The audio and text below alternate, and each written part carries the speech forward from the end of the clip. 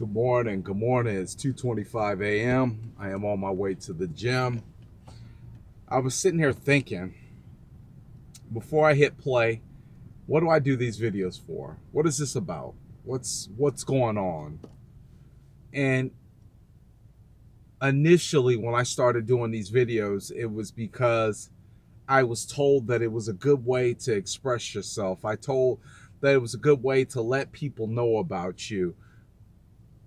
But the truth of the matter is maybe 5 people have looked at my videos in the past 2 years.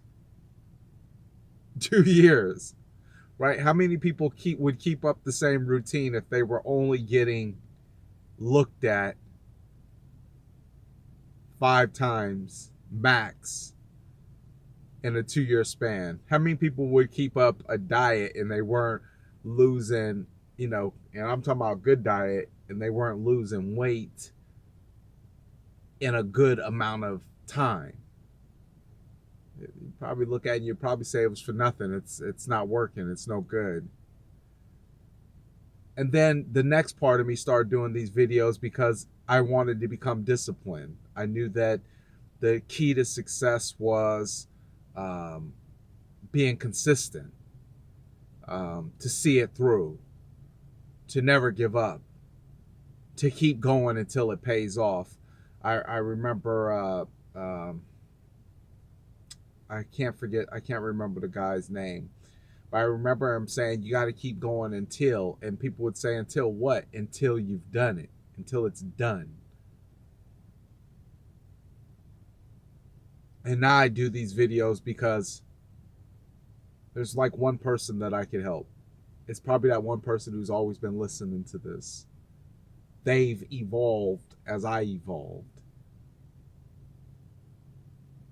And if my time spent on this earth could help one person, I mean, really help one person find their way out of a dark area, I think that's the equivalent of 1,000,000 likes, 1,000,000 followers, 1,000,000 views.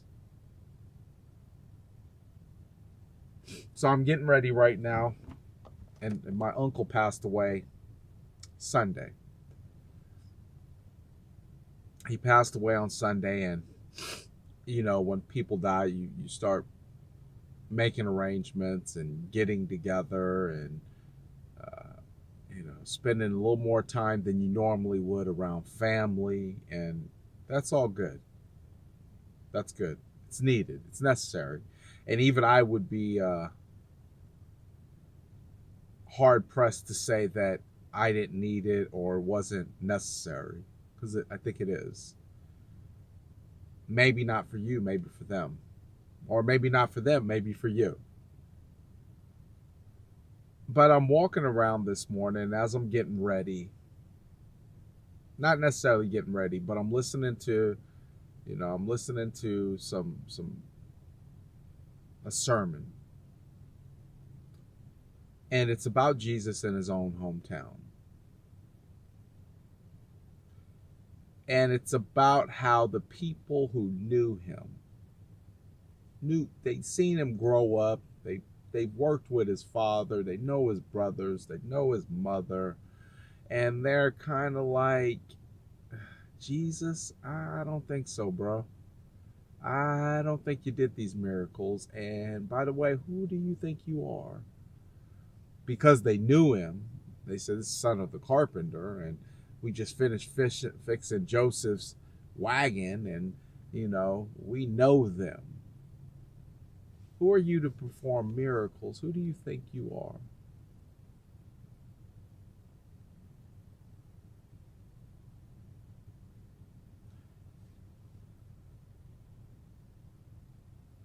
For as long as I can remember, I felt different. Not different better, different. Like, what you're talking about doesn't interest me. What you're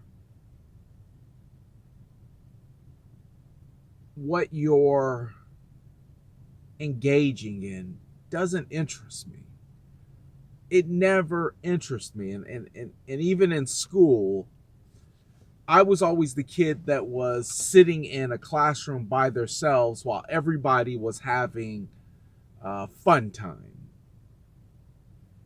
While all the activities were going on, I was always the kid that was isolated. And I'm dead serious. You can ask my parents, I was always isolated. I was always put somewhere else because of my behavior. And then I ended up becoming a teenager. And then my behavior got me put into cells, into boot camps like Adobe Mountain Boys Facility, or SEF, Southeastern Facility in Mesa, or Durango Juvenile Jail. Isolated.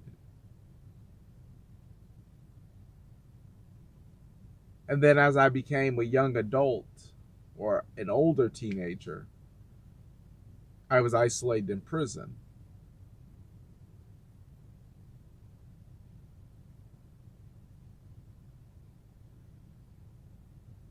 Keep something in mind, that your destiny in life and your journey in life is not intended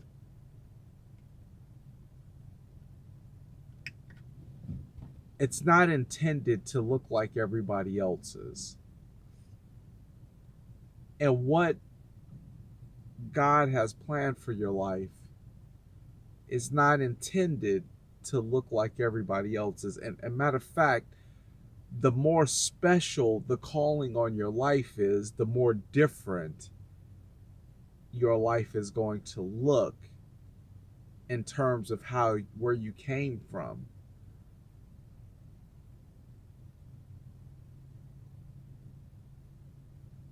So for the longest, I would think that me being different it was very uncomfortable.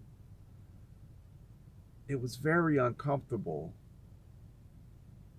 It was very unnerving to be around family members, blood family members, and when they were laughing and looking at something and they found it to move them to a certain emotion, that I was like, I'm not moved.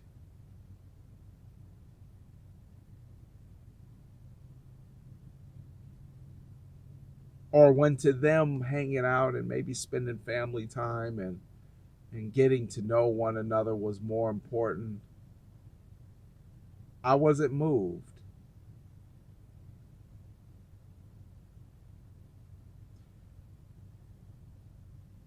I know the calling on my life, and I know that I was set aside to not be the same, to not conform. And a lot of the reasons why I feel the way I feel, especially in my family, uh, because those are the ones that I was born into, is because my time away and my isolation has allowed me to become a different person outside of the tribal belief.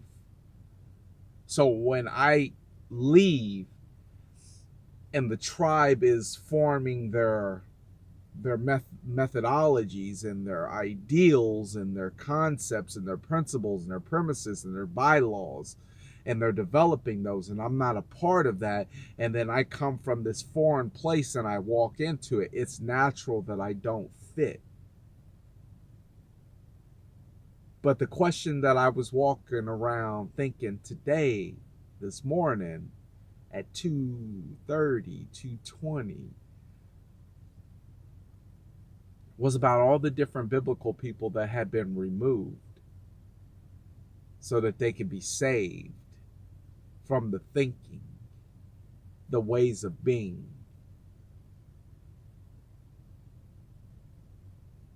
Because the path that they had to go down was a little bit different.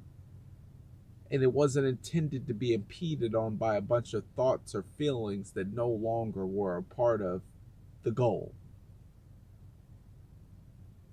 Now, I'm not saying I'm Jesus. That's not what I'm saying. I'm not saying that I'm Joseph. I'm not saying that I'm Moses. I'm not saying that I am anything other than me, a person who has been diverted to be in isolation for the majority of my life, to come to a point where I have a relationship with God that supersedes any other voice that may come into my mind. And when that happens to you, then you have to stand up a little bit straighter. You have to think a little bit clearer. And you have to say to myself, I have a purpose on my life that is evident, and I've been set aside for a time as this. You can't miss the calling when you've been isolated from everything and everybody for God just to whisper in your ear, be the light. Be the light.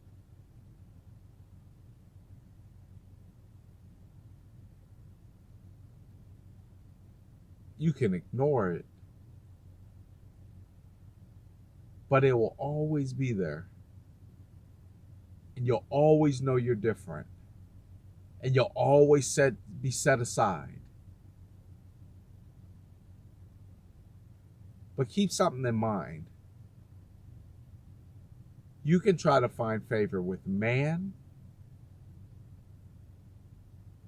or you can look and seek the favor of God, who will give you everlasting life. I didn't say it was easy. I didn't say it would be comfortable. But I'm saying, what if? What if?